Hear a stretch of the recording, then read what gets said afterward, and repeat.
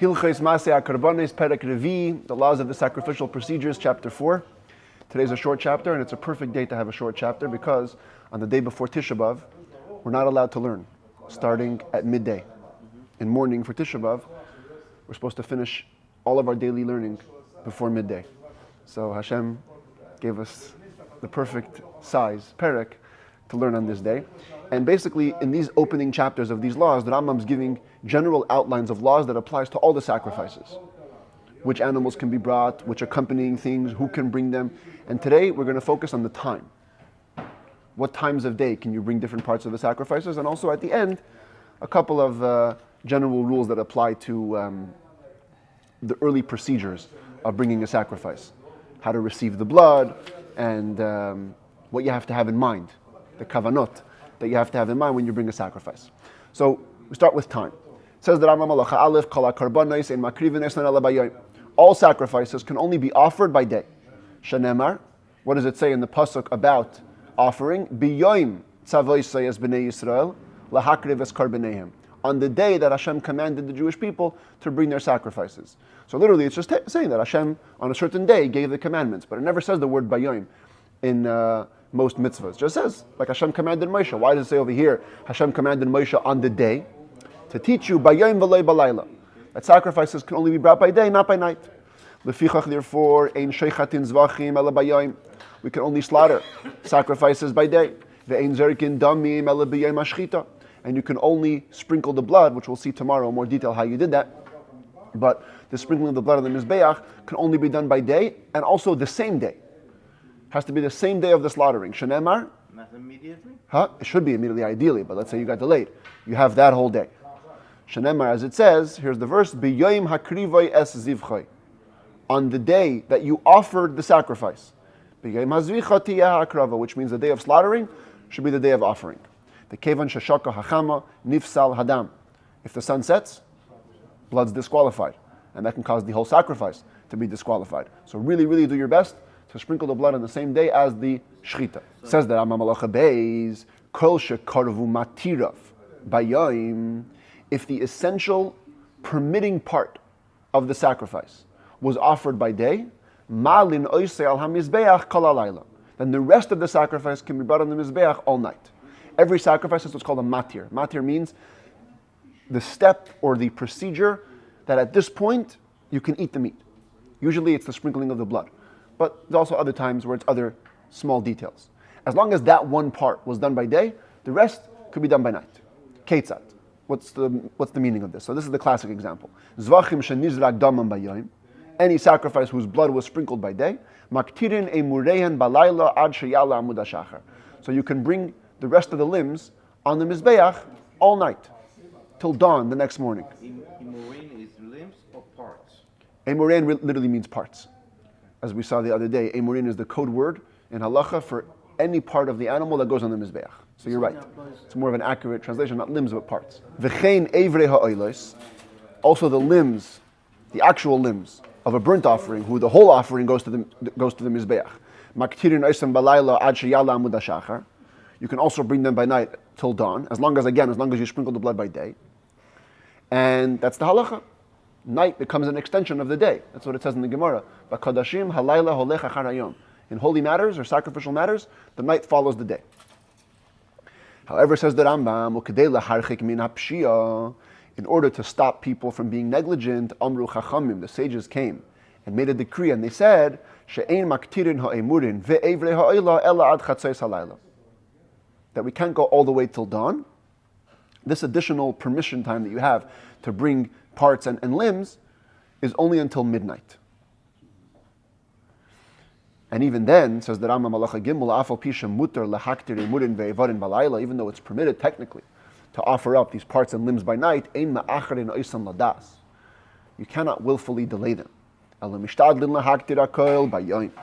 We do our best to offer everything by day. Chaviva mitzvah b'shaita, we have a rule that says a mitzvah is most cherished in its proper time. And how do we know that's the proper time by day? Maybe to begin with, it's by day or by night. Says the Rambam, we know that the proper mitzvah is by day, sha'arei hekter emurin ve'evarin, because this idea of offering limbs and parts, afal pishik shedim balayla, even though they're kosher to be done by night. Doichinas haShabbos bizmanan. On Shabbos, they override the Shabbos. You can bring them on Shabbos on the time. We don't delay it to Motzei Shabbos, which tells you that what? That the time is by day. Otherwise, it wouldn't push off Shabbos. From the fact that it pushes off Shabbos, tells you time is by day. Therefore, even on Monday or on Tuesday, you should do your best to bring it by day. The Rebbe says that this also applies in our service of Hashem. We each have a day and we each have a night. Either day means the holy parts of our lives, and night means the darker, unholy parts of our lives, like time that we're in shul, davening and learning, and time when we're in business, that's like the day and night. Another interpretation could mean day is when things are going well in our life, it's light, and night is when things are going tough in our lives. And Rambam is saying that in both cases you have to offer up the fats and the limbs. Fats and the limbs means like what seems to be the geschmacke parts, the good parts. In business it's obvious that you have to give tzedakah and you have to put away time to learn. But even when you're doing holy things, don't get carried away.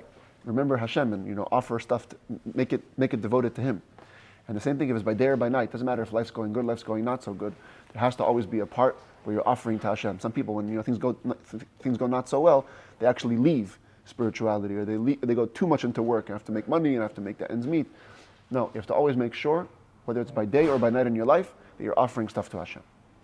Halacha dalid, kol davar she'enei karev, ela bayayim, anything which can only be brought by day, so not the limbs and the parts, the other parts. You could go in hakoimetz. What's the koimetz? The koimetz is the 3 fingers full that you would take from flour offerings, put on the mizbeach. The halavaina is the frankincense, which came along with some flour offerings. The hakteiras and the incense that was brought every day. Umenaches hanisrafes, and flour offerings that had to be burnt, because that's part of their procedure, like a kohen's flour offering was burnt. So these things have to be brought by day. Mutar lahakrivan im mevay hashemesh. You can bring them all day up to the moment of sunset, with sunset. And they can get consumed all night. So when it comes to the fats, if you got delayed, you can put them on the mizbeach at night. These things, you have to put them on by day, but that's it. Put them on by day. You don't have to have them done by day. Put them on at the last moment of the day and have them kind of continue throughout the night. Halacha hey, hanesachim habayim mimazevach. The nesachim. We've been having these for the last 3 days. The flour, the wine, the oil. They come along with a korban. Ein kreven ela bayayim, only are offered by day. Shanemar, as it says in the pasuk, uleniskechem uleshalmechem. Your libations and your peace offerings. Makish nesachim l'shlamim. Torah compares the libations to the peace offerings. Mashlamim bayayim af nesachim bayayim. The same way the peace offerings must be brought by day. It's the korban itself has to be brought by day. So to the libations also have to be brought by day. But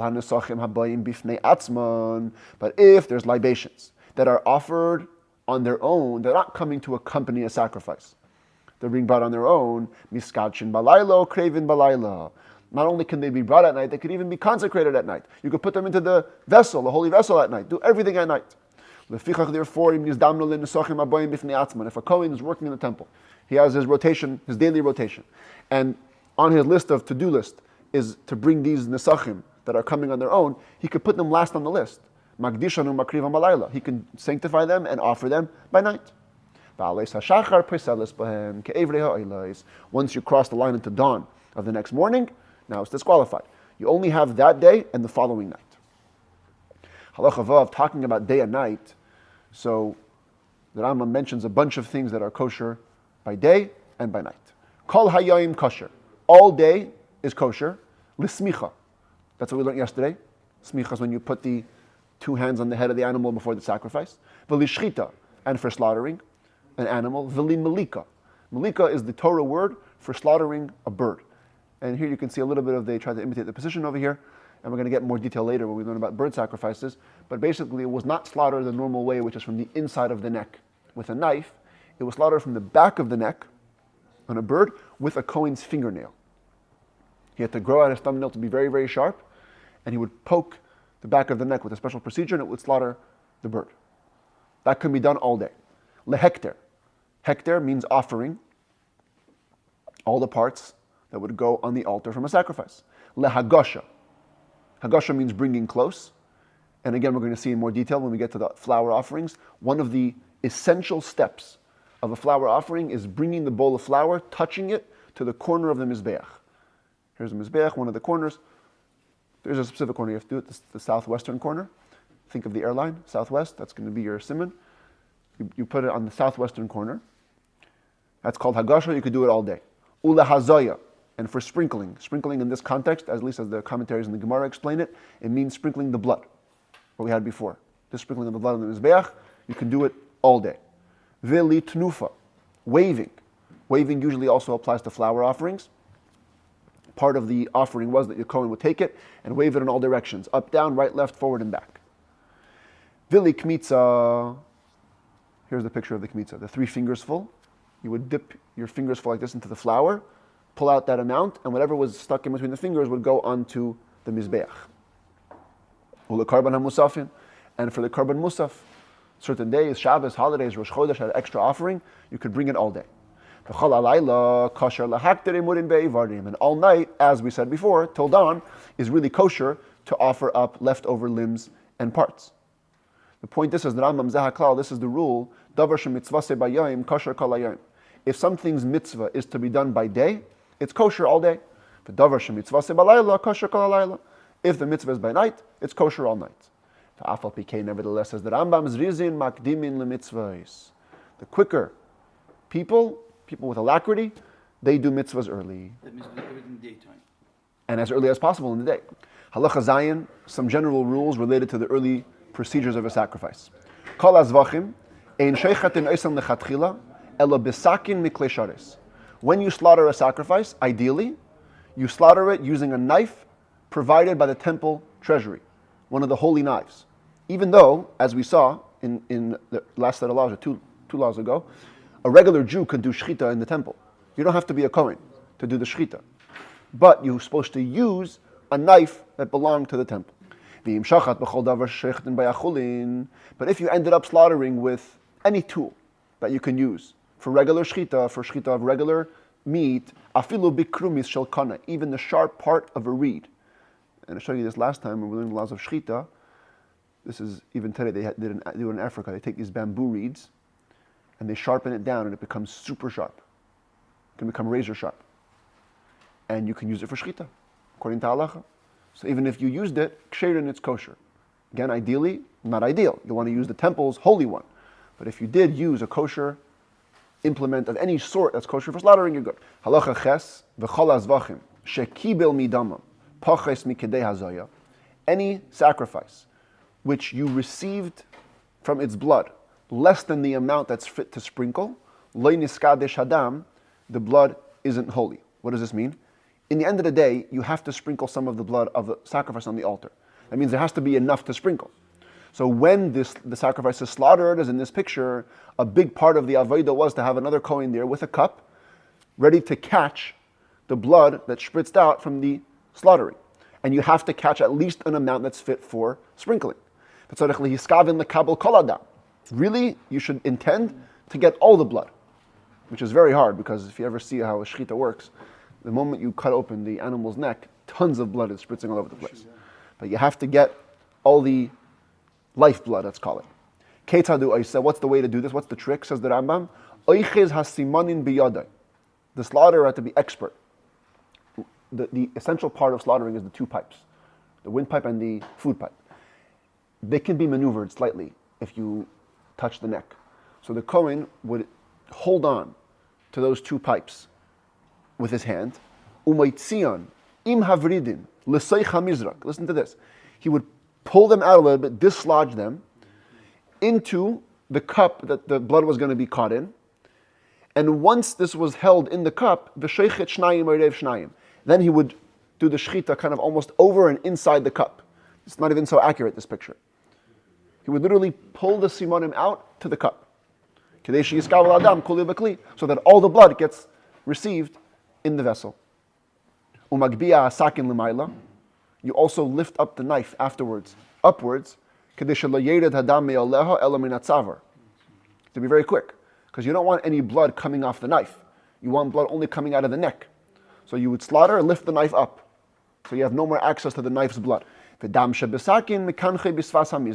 After all the blood is caught, whatever blood remains on the knife, you clean it on the edge of the cup that you're accepting with. In other words, over here, you kind of like, You take a knife and you like scrape it like this, yeah, kind of like that, exactly. Halacha tes avir hakli hareu kakli. The airspace of a utensil is like you're already inside the utensil, which means what? Haya mekabel hadam. If you were the Kohen in charge of this procedure, you're accepting the blood. V'nifchasu shulei hamizrak, kaidem sheyagia hadam la'avir hamizrak hanifchas. And the bottom of the cup falls out before the blood gets into the airspace. Lo niskadesh hadam. The blood does not become holy. Even though being in the airspace is like being in the utensil. Sheha'avir she'ein soifer lanuach ein nekemunach. Airspace which cannot come to rest is not like sitting, it's not like it's at rest. But if it was closed, if it was ready to go, and then it was received, then it's already holy. Halacha Yud, the Rambam concludes with the kavanos, the intents that we have to have. Kol azvachim, any sacrifice that you bring, tzarich ha'oivet, whoever is serving, it's the Kohen. The Kohen who's working with the sacrifice needs shatia machshavtai, that his thought should be focused, l'shem hazevach, for the proper intent of the sacrifice, the type of sacrifice that you're bringing, u'l'shem ba'olav, and for the intent of the owner of the sacrifice, b'shas zvicha, while he's actually slaughtering, u'b'shas kabbalas hadam, while receiving the blood, u'b'shas helachas hadam, while bringing the blood to the altar, u'b'shas rikaseh ala mizbeach, and while sprinkling on the mizbeach. That's the four primary services associated with every sacrifice: slaughtering, receiving, bringing, and sprinkling. Throughout that whole procedure, the Kohen has to have these two things in mind: the sacrifice and the owner. Shenemar, as it says, u'v'sar zevach toidas shlamav, the meat of the offering of the Thanksgiving peace offering tells you, those words tell you, shatia zvicha im shar arba ha'avedes l'shem shlamav. The zevach, the slaughtering, and all the other important stuff has to be for the sake of his peace offering. In other words, who's the guy, and what's the kind of offering that you're bringing. V'chein shar Hakorbanos, and so to all sacrifices, we learn from Shlomim that it applies to them as well. V'im shachat v'avad shar avedes stam.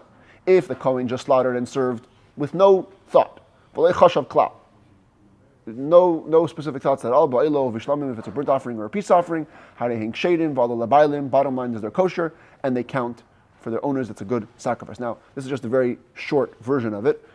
Starting in the later chapters, we're going to be having a few chapters on this, proper and improper intent. Halacha Yud Aleph, v'tzorich shetiyeh machshavteh, b'shas shchita sa'olam, l'shem shisha dvarim. If you have an animal being slaughtered for a burnt offering, you have to actually have in mind 6 things. Not just sacrifice and the owner, but many more things as well. L'shem hazevach, for the sacrifice. Yep, this is a burnt offering I'm bringing. L'shem hazeveach, the person bringing the sacrifice. V'sheh hazevach laHashem baruch hu. You have to have in mind that you're bringing the sacrifice for Hashem, because a burnt offering is all burnt to Hashem. V'sheh aktirei lo ishim. You must have in mind that you're going to offer it to the fire. In other words, you're not going to eat it. That the only purpose of the offering is to create the aroma, the smell that Hashem enjoys. Separately, you have to also think that this aroma is pleasant to God. So it's 2 parts. But again, if you did it with no stipulation, no thoughts, it's kosher as we just explained. When you slaughter a sin offering or a guilt offering, since it's coming for a specific sin, the thought has to also be focused on the sin. That's how the atonement is achieved. When you focus on the proper sin, then you achieve the kapara, the atonement for the person who's bringing the sin offering.